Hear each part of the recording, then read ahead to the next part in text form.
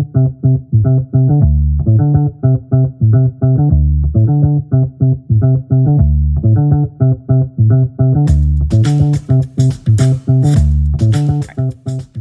ladies. Welcome to the show.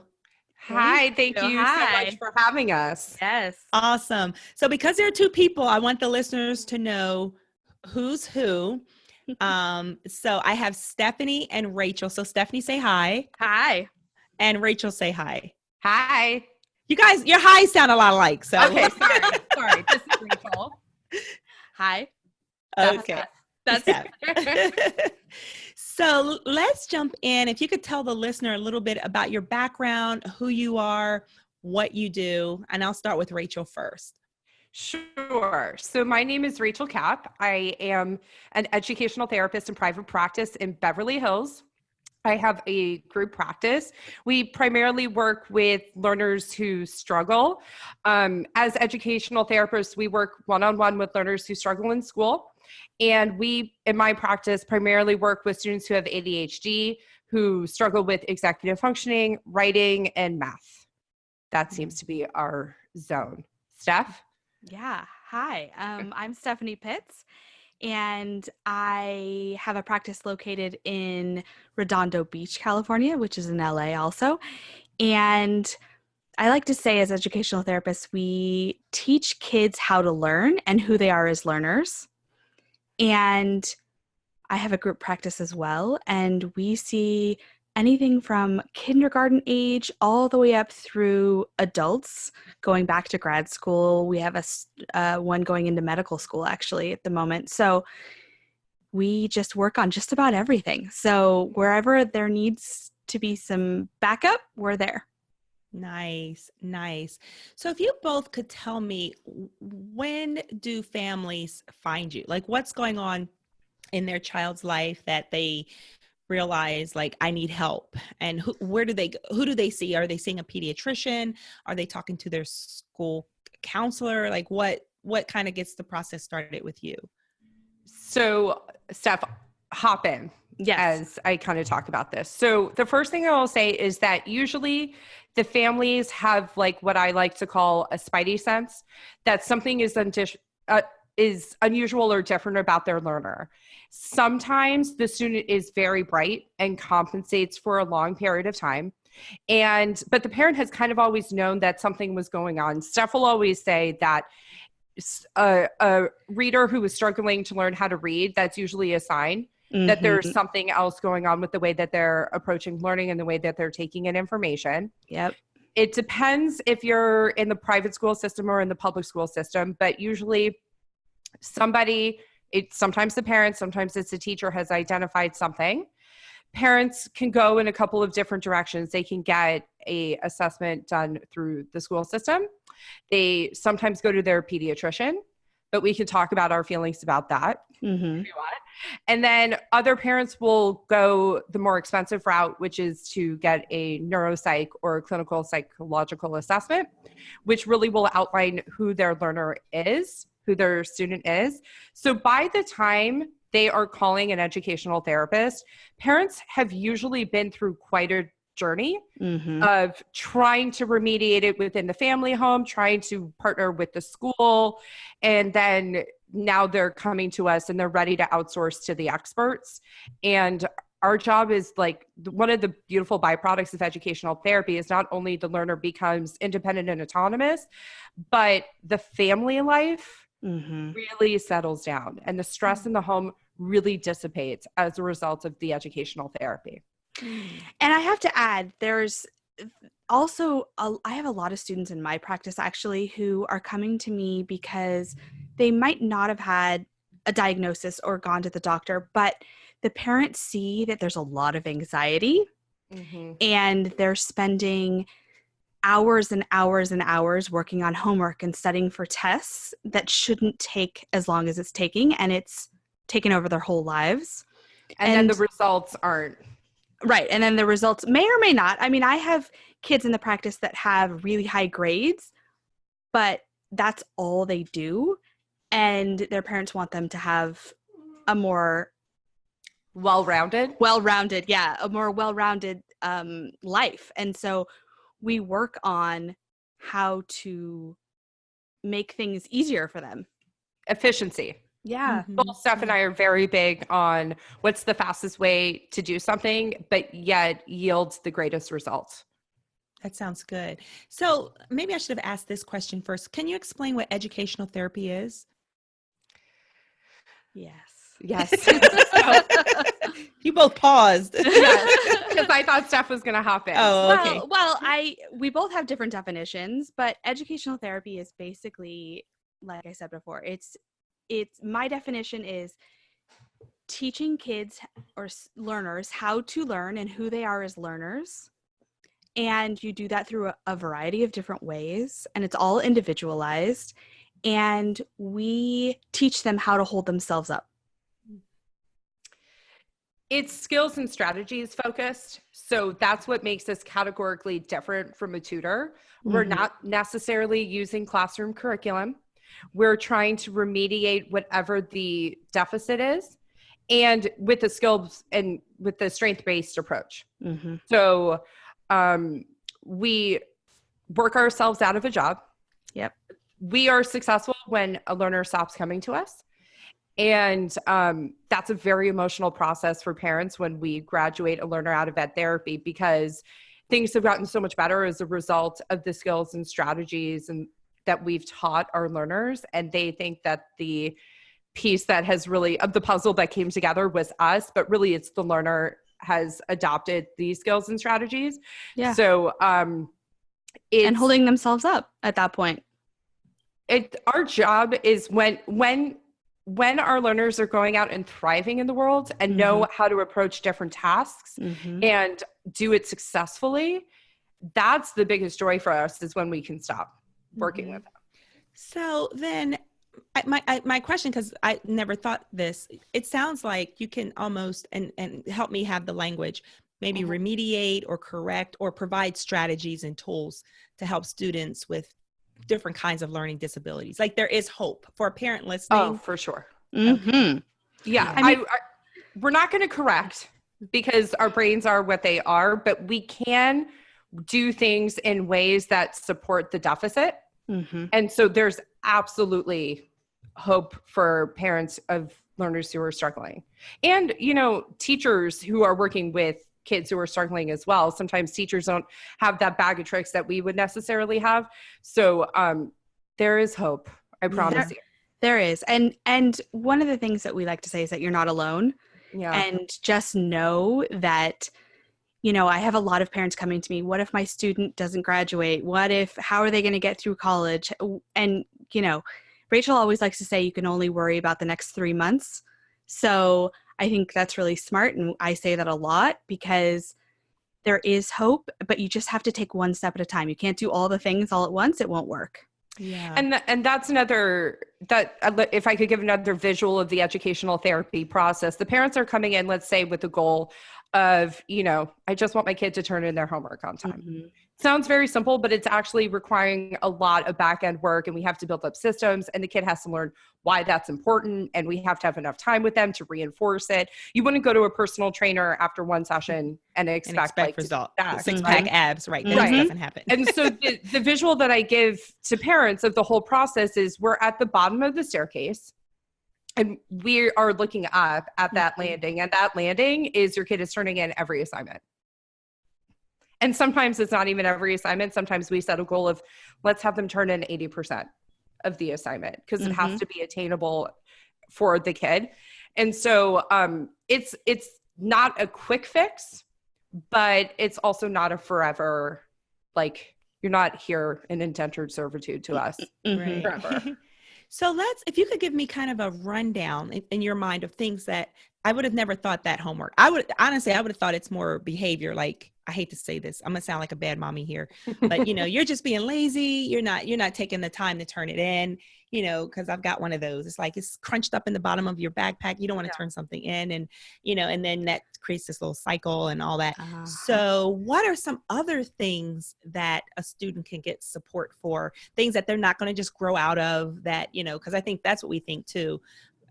oh, they'll just grow out of it, but maybe they won't grow out of it, and we need to step in. So what are some kind of big things that if a parent is seeing this, they should go, oh, maybe I need to talk to someone? Yeah. Steph, shall I, or would you like to? Well, yeah, no, you can start. Let's start with the biggest trigger word that we hear. That's exactly where I was going. Which is lazy. Lazy. Oh, I think I said that. Or at least I was thinking it. Did. Yeah, I did say it. Oops. You did. Yeah. It's okay. It's okay. Because we hear it from almost every parent. Every single parent. And the truth is that's how it presents, and that's what it looks like to you. Steph and I take a different approach, and we are much more interested in why. Because we believe we come from a fundamental place that if a student is able to do something, they will. They will. And we believe that kids want to please their teachers and their parents. Yeah. And kids inherently want to please and do well if they can. And the thing that's stopping them, if it's their homework or if it's the bigger thing that we're talking about is executive functioning. And a lot of people don't understand what all that encompasses. And it encompasses everything to do your life. And when one of those pieces, and nobody's good at all the things, but when one major piece of the puzzle is not working, it affects all the other pieces. So you have to figure out and sort of build a bridge to make sure and get systems in place so that we can make sure that the things that need to happen. So let's talk a little bit about what executive functioning is and kind of the different domains that you and I look at, Steph. Yeah. So I'm just going to go off the top of my head. We look at time management. We look at organization. We look at planning and process. We look at study skills. We're looking at writing, because we can talk about writing is the ultimate executive functioning challenge. We're looking at stress management. We're looking at attention to tasks, memory. All those things are getting started, task initiation. All those things are all encompassing of executive functioning. And so when you have that kid who has the crumpled paper in the bottom of the backpack, can we say that we have a podcast? Is that okay to say? Oh, yes, absolutely. Okay. I was going to mention it. Oh, absolutely. Okay. Because it's a wonderful, it's on my playlist. And so, yes. Oh, thank you. So our podcast name is Learn Smarter, the Educational Therapy Podcast. And I'll include a link in the show notes. Thank you. Oh, absolutely. And one of the episodes that we did a while back is Why Does Your Backpack Look Like That? Oh, yep. And so, I mean, because these are the things that come up so frequently for us. And the kid who's crumpling the paper in the back at the bottom of the backpack, I can almost guarantee doesn't have a planner, probably has a school portal, which we hate because we think it complicates things for our learners. Steph, what you want to say something? Yeah, I was going to say, and they probably have several binders, and some of them are in the locker, and some of them are at home, and they never know where anything is. And the big thing we always talk about is you have to start with understanding, managing your time and your things. That's where we start. That's where we start with every student, no matter the age, actually, because you can do it with little ones too.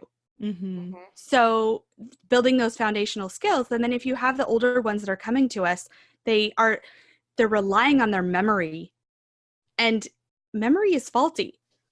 So they don't remember. And their lives are more complicated as they get older. Exactly. So they don't remember that they need to turn that one thing in at 11 o'clock, that they need to go see that teacher at 2:30. All those things happen, and trying to keep track of it all, it's too much. And so, of course, your brain can't keep up. And overload. Yeah. And then you add the college process on top of it, hitting those dates. Yeah. It's right. And I've seen that with some students, which is why I have you on, because you guys are experts. So wow, this is good. So let's talk a little bit about maybe teens. Maybe a teen comes on board and works with you. Like what have been some of your experiences? What does that look like for the teen student, the teen learner who discovers later in life that I am learning differently, and that parent may say, we need some support? What is it like for them? So I can tell you kind of the experience that we have prior to puberty with our learners, and then after, because that's where we have anecdotally really seen a real shift in attitude about school. So what we find is that our kids who are in elementary school and sixth grade-ish. This can almost start in the transition into middle school because that's where a lot of executive functioning deficits are. What happens is our kids are able to compensate really, really well, usually. And if they're not, they're still really trying hard. Like they really want to please their parents. But what happens, let's say by 7th grade, is now they have 7 years of academic unsuccess. And I put unsuccess in quotes because that's how we define success in our kids, right? Is grades. And they basically say, I'm not good at this. So I'm going to stop focusing so much of my attention and I'm going to go where the love is, which actually makes a lot of sense. Like I wouldn't try for 7 years at something if I was bad at it. And the message I was receiving was, you're not doing enough. You're lazy. It's not good enough. You can do better. X, blah, blah, blah. So the kids that we're getting in high school, we have to unpack a lot of that. There's a lot of emotions. And that rapport building that has to happen in the beginning, we have to earn their trust. We have to get them to a place where they're willing to try again.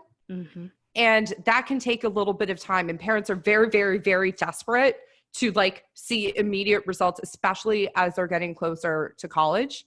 The stress and anxiety around this whole process is tremendous. But what we like to tell parents is if you give us the time to build the rapport, establish the systems, establish what they need to do, and our systems are for time management and thing management, like stuff management, the payoff will be huge. I always say you can't get in the car and drive until you know where you're driving. And it's the same for our learners. They can't write a college admissions essay until they know when it's due. And then they have to know everything else that's on their plate as well and be able to back plan it. And we have to have all that in place before we can even talk about like the writing, right? Yeah. And I was going to add, there's another element of students that come in actually that have been doing well and getting good grades up until all of a sudden it drops. And those are the kids that have been able to compensate so well. And it usually happens around 8th grade, 10th grade-ish. Sometimes I've gotten juniors and seniors who have just tanked by then because they just couldn't keep up anymore. And it's almost like I say they ran out of gas out of their gas tank. And we need to have time to refill the gas tank before we can start driving again. There you go. You've added that on. I've never heard you say that, Steph. So anyway, the students have to be on board though. That's first and foremost. There's students that come to us, the parents want them to get all these really great grades, but the student isn't ready and they don't want to. And that's one of the things that is really hard for a lot of parents because you can't want it more than they do.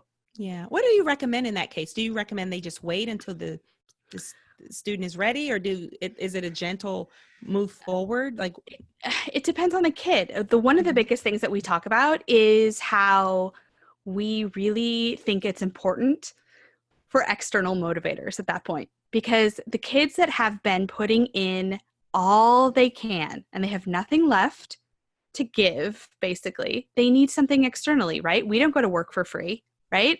So it doesn't have to be money, but when you know your kid's currency, what they want, what they like, especially as they get older, right? It's usually teenagers, going to be money, time out with friends, whatever. Yeah. A later curfew, more screen time, whatever it is, using that to, how did Dr. Joe Dilly say it? It's something you want to earn. It's not something you want to take away. Yeah. So Steph was just referencing, we just had Dr. Joe Dilly, who wrote a book about screen time, on our podcast. That was a great episode where he talks about kind of currency. I would openly used to call it bribing. Like, let's bribe our kids. I said the same thing until I was listening to that walking my dog. I'm going to link that episode. It was a great episode. It really is. Yeah. And I've already forgotten the difference in language that he wanted me to shift to, but there was a difference. Go back and listen to that episode. I will too. Yeah, we both need to. So what I'm definitely hearing, and I know I experience it too, and I think it's important for parents to know, it's so important to have someone outside of you, because I think a lot of times when you're mom, it puts that extra tension on the relationship to try to fix it and not step out and get help. And whether, so to be okay with, like, do you find parents aren't comfortable with admitting, or they're at the point where they're like, no, we need some help here? Like, where do parents kind of fit in with getting help? It's all over the place. It is. It depends on the individualized family situation. But what I'll say is that we work a lot with parents on setting realistic expectations for their kids and like next step goals. We work a lot with parents on celebrating small victories, because we're able to provide that big picture for them of this is where we are and this is where we want to go. But like, look, we're already over, this is how it used to be. Yeah. This is like we're able to provide that perspective. And one of the things that we always talk about on the podcast is like setbacks is part of the process. Mm-hmm. If you have a kid who is really like, they would do the assignment, but they wouldn't turn in the assignment, which is a lot of our learners, they would like the last step they wouldn't do. And then they were turning everything in. Our systems were working and things were going well. Well, they do what normal people do, which is everything's better. I don't have to like all this other stuff that Rachel or Steph is having me do. I don't have to do it anymore. And then they take their foot off the gas and homework doesn't get turned in. And then it becomes about the recovery. Mm-hmm.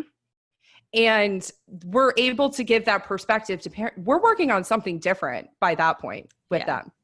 So, the parenting piece is we love your kids, but I didn't create them. So I don't have that. I'm not emotionally invested with them in that way. And what we say to parents, particularly of high school students, is you have 2 more years with your learner in your home, with your kid. Mm-hmm. They're going to go to college and they're probably not going to move back in after, right? They're going to come home for summer breaks.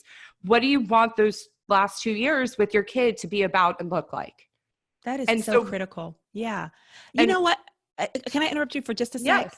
I was literally just having this same conversation with a mom friend of mine, telling her you need to pull back on all the pressure, because I said this other stuff you can outsource, but you can't outsource being mom. You cannot outsource the relationship. And I said, look, I use my 21-year-old and we had, he has dyslexia. So there were bumps along the way because I just didn't know when he was younger and delayed in reading, so it was a lot of yelling, all this stuff I wasn't supposed to do, but I didn't know any better until we had it diagnosed. But when we recovered in the relationship, I said, it's great having a young man who wants to be home, wants to be a part of the family, can talk to me. And, it's like, you can't put a price tag on that. And so step back, get help and be mom, because the relationship has to be here, it has to be first. Yeah. And, it really does, I think. And I think sometimes if you're listening to this and you're sitting there thinking that's totally me, I was thinking back, we did another episode about a parent that was talking about her journey and about how it had taken some of the pressure off having somebody else be responsible, so to speak, and not checking the portals all day and not, taking a step back and really being that mom, like you were saying, really becomes a bonding experience with the child or teenager at that point, right? So I think that it's really important to note that like you can't do all the things. So if you can take a step back, you should. Yeah. It'll make your life better. And teenagers don't want to listen to their parents. You could be saying, you're right. Rachel and Steph said you need a calendar, right? Yeah. Like, and we did an episode on calendaring. It was one of our earliest episodes and one of our most downloaded, because we talk about it so frequently. And you could go to them and say, Rachel and Steph say you need this. They don't know what that looks like. They don't know how to do it. And they're like, okay, thank you, Mom. Right? And let's remember, if they weren't doing that, we'd be questioning it. Like, it's their job to not listen and figure it out at that point, right? That's developmentally appropriate. Yeah. But it doesn't feel good. It doesn't. So when they transition from high school to college, like what extra support at college? I always tell families, I just want to hear your perspective, when you're building that list, if you have a student with a learning difference, a challenge, to make sure, beyond the dormitories, the dining hall, the programs, that you are finding out what is the support, that academic support on campus. And I know that was important for us with my son to make sure he was going to be supported, and they helped with the time management, like color code stuff I didn't even know to do, but it helped. It made, because I was like, he's going to sleep through classes and he's going to be like home, and of course he's doing extremely well, but right. So yeah. So what advice do you have for that transition? So I would say whatever the supports that were in place at the last year of high school should probably continue into that first semester. So for us, if we're working with a student through that senior year, our expectation needs to be that we're going to work with them remotely, at least during that first semester, to help them transition in. College is such a different ball game from high school, because really nobody's chasing you down for anything. Yeah. And if you lose that syllabus at the end of the year, you're kind of just out of luck. So inputting all these things into your calendar immediately, knowing how to calendar, like knowing having what one. That means, having a calendar. If you have a learner who's not quite at that transition, one of the biggest things that we like to tell parents to do is you need to start handing over their schedule to them way before you do, way before parents typically do. Kids can know in elementary school that every Tuesday I have soccer practice after school. We can start instilling that now. It doesn't have to be on your calendar only. It can be on their calendar as well, whatever mechanism they're using. When they have a doctor's appointment, that should not be a surprise. We knew about that. But they need to learn to plan around that and be able to forward plan and look at their calendar and say, hey, next Thursday I have a doctor's appointment, but I have a test the next day. I'm not really going to be able to study. You see how all these little things become essential. Steph, what else would you say? Because I would say, looking at the supports, but I would say, since it's the beginning of the year and this is back to school and you haven't applied yet, right? Finding a school that has the ability to support your learner. And that doesn't mean that all the kids are Harvard kids and that Harvard is the end all be all, right?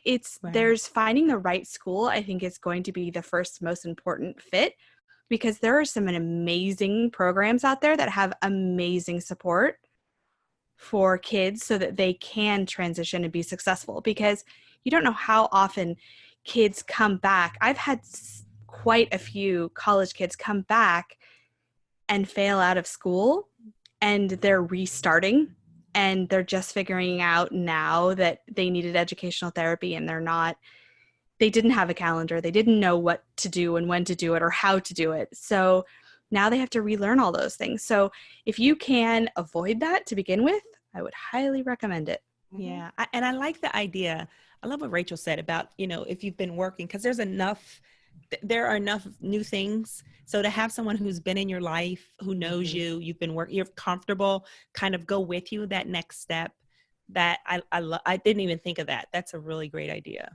Yeah, we want to be consistent. And I know that when I'm working with kids who are making that transition, for me, it's equally important to me that they're getting involved socially on campus, that they're joining things, and that they know when clubs are meeting, or they know when rush is happening, because all of that is equally important to the collective experience that hopefully they'll have, that we all want our kids to have. Yeah. Right. Yeah. So we're very big about the whole child, the whole student, because we want them to be able to go play whatever sport they want to do and go have fun with their friends. Everything can't be about school. It's just, it doesn't work. When I meet a new student, especially when they're older, the parents come in, they've, unloaded everything onto me, give me the whole story. Cause I give parents like structured time to tell me everything they want to tell me about their kid. And talking about your kid is like parents' favorite subject. Yes, right? It is. So when I first get one-on-one with the kid, I do a couple different things to establish rapport, but one of them is I'm like, okay, now tell me your perspective on everything she just said or he just said. But also my job and what we're going to do here is to establish more free time for you to do what you want and get your parents off your case. And each teenager is like, every single one. Sign me up. Yep. I'm in every single time. I love that. Yeah. I love that. I want them to have fun. It doesn't all have to be awful, Right. I agree. I Yeah, agree. and a lot of them sometimes a lot of kids come into session and they're really built up and they have all the stress. And I have several kids that walk out and just go after session, and the parents just, that's enough, right? Mhm. Just Yeah. that the kid has been able to get everything off their chest. They have a plan. They know what they need to do, and it feels attainable at that point, Yeah. rather than them feeling like they're drowning, because that Yeah. doesn't feel good to anybody. Yeah. Now, are your sessions individuals or are they group sessions?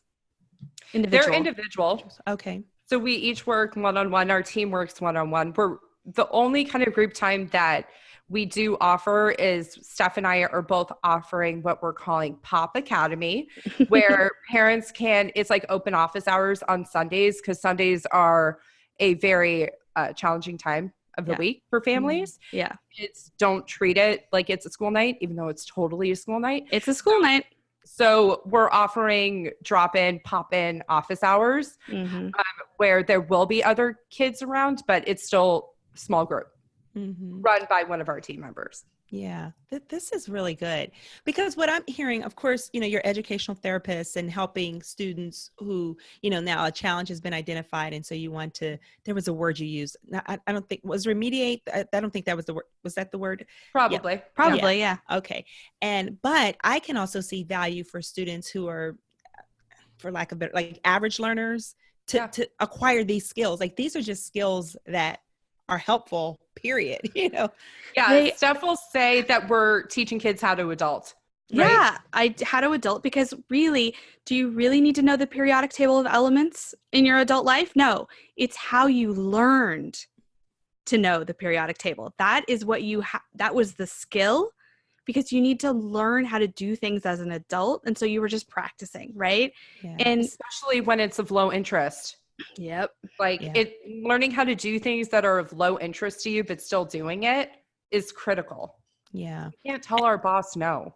Yeah. And that's really the case for a lot of like the classes in high school. I tell the students who maybe are struggling a bit in high school and trying to get through, I'm like, on the other side, you get to pick your major and you choose a lot of those classes. So you've got some choices. That's the upside of college. That's the upside. Right now, you have to follow this curriculum and you have to meet these graduation requirements. So you need to just get through this. But it's not forever. Right. It's not forever. That's why I think, like, even looking back on my own academic experience, I firmly believe 10th, 11th, and 12th grade were much harder than my 4 years. Yeah. At college, university, because I was taking classes of high interest.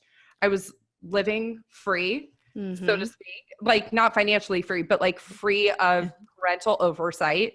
I loved and I didn't think college was as difficult as the classes that I was forced into taking, because somebody said, I had to take science and didn't care for it. Right. Yeah. Right. That's good. So before we close, is there anything else that listeners, we're at the top of a new school year, families, maybe they in the past have had, sometimes the student may not be the only one who doesn't want to go back to school. It could be the parent because of all of, the past history, not knowing what it is, thinking it's one thing, but something else. Is there anything that you want to say to them that I did not think to ask? Hold on to the last vestiges of summer. Yeah, for sure. But, if there's wait, what do you want to say, Steph? Oh, I was going to say, pick one thing to start with. Yes. Pick one thing that you want to change and have that be the goal. And we're probably going to tell you to pick that one thing and then narrow it down and narrow it down and narrow it down, because that's how you build it back up. I would have never thought that. You want to start small, because then you can build on that victory. Yeah. And then the other thing from a practical perspective, I think Steph would agree with me that it would be really wise for families to sit down and look at what the year is going to be. And when you're putting in days off of school into your calendar, your learner should be sitting there doing that with you. And everybody should have a sense of what is happening and what they're expected to be a part of. There's a family event, a family trip. I can't tell you how often I have seniors and I'm like, well, what time does that flight leave? You should know. You're 17 years old. You should know what time the flight leaves. Yeah. Or where they're going. Sometimes they don't know. No. Yeah. So having a mutual understanding of what is going to happen is really a nice way to start off the year. Mm-hmm. Yeah, that's good. Do you guys have a preference for paper over electronic, like a paper planner? So those of you listening by podcast, you didn't see the faces. You have to watch it on YouTube to see do we both roll our eyes? What's the preference? What's the preference and why? Like what's what? Google Calendar. Digital Google Calendar. Yep. Because you can't lose it. You can get it anywhere. You have it with you at all times because kids always have their phones. They don't miraculously lose their phone, but they lose their paper calendar. Yep. Right. You can automate weekly events. You can automate daily events. And you can share your calendar. Share it and color code it. And color code. Yep. You should see our Google calendars. They're next level. Yeah. And it throws me off when I see Steph's because she uses different colors. She's more of a pastel. I'm more of a bright color person. So her colors are super different. It throws us off. When we're looking at great stuff. Yeah, oh, totally. She's fall colors, I think, and I'm spring colors. Oh, my word. This has been really good. Just some things for parents to think about and to help their students, especially as we start a new school year. Yeah. So for the listeners, I definitely want you, if you could talk a little bit about your podcast. I love, you've got to listen to it, not just for the content, but for your opening jingle is just adorable. Thank you. He's going to be so happy. He's going to be like, how'd the podcast interview go? And I'm be like, good. Did she mention the jingle? Like that's all he cares about. Really? It's so good. Thank you. My husband did it. So funny. So Steph, talk about the podcast. So it's called Learn Smarter, the Educational Therapy Podcast. And it's primarily for parents and teachers who want to learn new strategies and look at things a little bit differently and know how to help and support. So we do on-air coaching calls with parents. So if anybody is having some challenges at home. Yeah, exactly. We do on-air coaching calls. We talk to authors of books. We are talking to local professionals about their expertise and things like that. And then, just series on, I'm going to interrupt. We've done a series on math. We do a series on executive functioning. We've done a series on writing. We do episodes on reading. And can I tell you my favorite? I think his name is Cody. I can't remember his name. Maybe it's not Cody. It's a young boy. It's a few episodes back. Alex. That's my son's name. I should have remembered. Alec, I'm going to link that one in the show notes, and listeners, you must listen. But this young boy, I mean, he was so confident. So he talked about his struggle, what it was like when he started, and then his process. And I was just like blown away, I know. That's why we had him come on. Because that's part of our student success stories. Mm-hmm. And because we think there's no better advocate for educational therapy than the kids who have been through it. Yeah. And that is a kid who could speak his strategies. So he was very impressive on that. Yeah, that's a future intern, Yeah. I'm going to hire him. Yeah. That was something that I think we talked about it in the episode. Yeah, we totally did. He's going to come back. He's going to work for me, and he's going to work with kids with similar profiles. That would be awesome because he understands what their struggles are. And and he's what, 13-ish? It feels like he's 14. I think he'll be 14 in October. Yeah, I think. I mean, he's like a little man. Yes. He was adorable. Oh my gosh. Sitting in his room. If you guys could have seen it, so cute. So definitely must check out the podcast, and I will link, those episodes we mentioned in this episode for you to jump right in, but definitely subscribe. You're already a podcast listener. Definitely subscribe and jump in to listen. Wow, this is great. Before we close, I have my fun question. Mm-hmm. And that is, if you could be any mascot, a high school mascot, a college mascot, what would you be and why? So I'm going to be non-traditional, and I like to be known as the game guru. Oh. And I love playing games with kids. And so I would be a game. Which game though, Steph? I would be Rush Hour for sure. I knew you were going to say Rush Hour. That's a good one. Rush Hour is my favorite game, and it teaches me so much about when I see people play it. I just watch them, and I learn so much about how they problem solve and what they do, how they do things. Is that the one with the cars? Yes. I have that. I love that game. Yes, I love that. So good. So yeah, I would be Rush Hour. Yeah, You're trying to get the car out of cars the car. out, and they're bumping into the, and you got to back and turn. And yes, I bought that. I found that years ago and bought it. And yes, they haven't played in a while, but I love that. So you would be tells us a lot. It tells us a lot about how a learner approaches a lot of different things, and that's interesting. Probably a part of ed therapy that we didn't talk about is that we do use games to strengthen skills and strategies. We make it fun.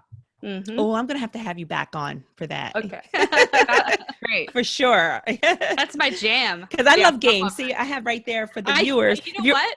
I was looking at it actually. Yeah. That's my game. Office. Yes. I think I have a lot.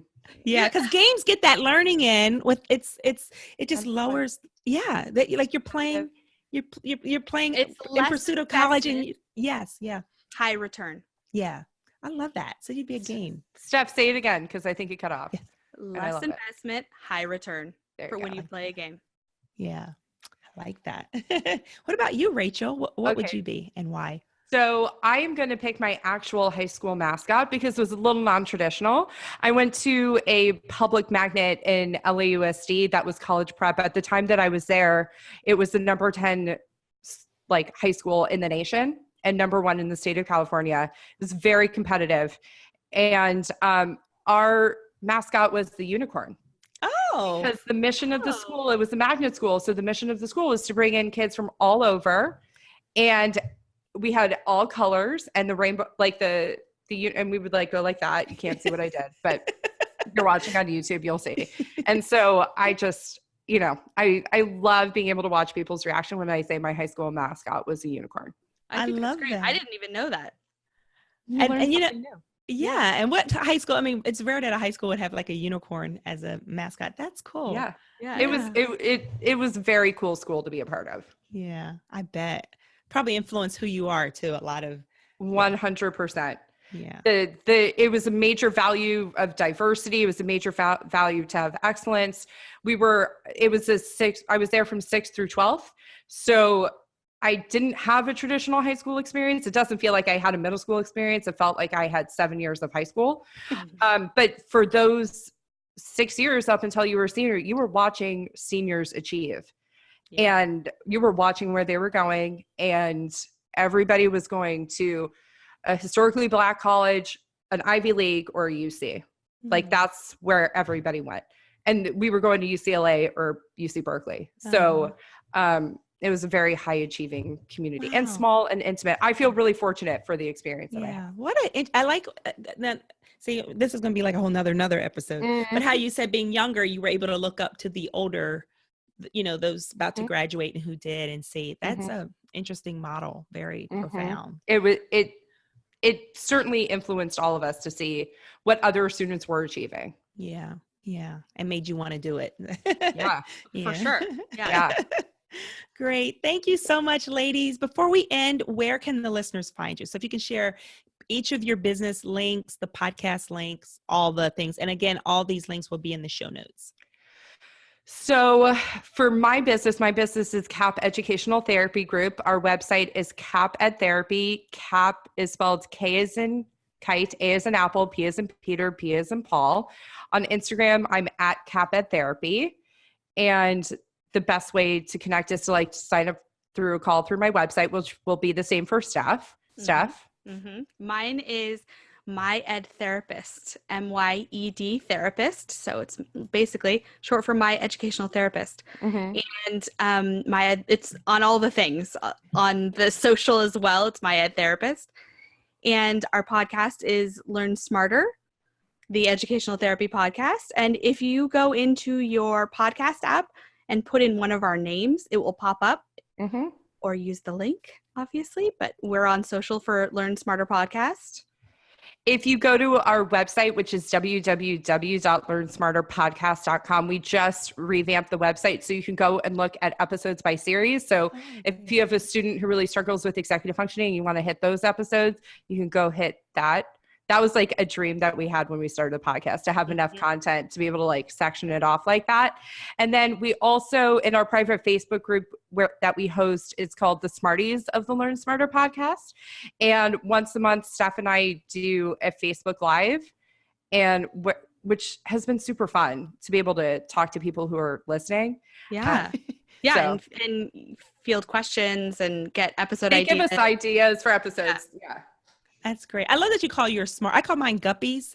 Yeah. I figure you're not a shark yet. You know, you're a guppy. So that's but when you say, hey, Smarties, I'm like, I actually feel like a little bit smart. I perk up a bit when I'm listening. Like, oh, yeah, you're talking to me. Well, thank you both. Yes, you are talking to me. Thank you both. This has been great. It's a great way for families to feel empowered, to get some information so they can really start off their year much better, much different from before. So thank you. Thank you. Thank you so much for having us and for this opportunity. This has been really fun. It has been.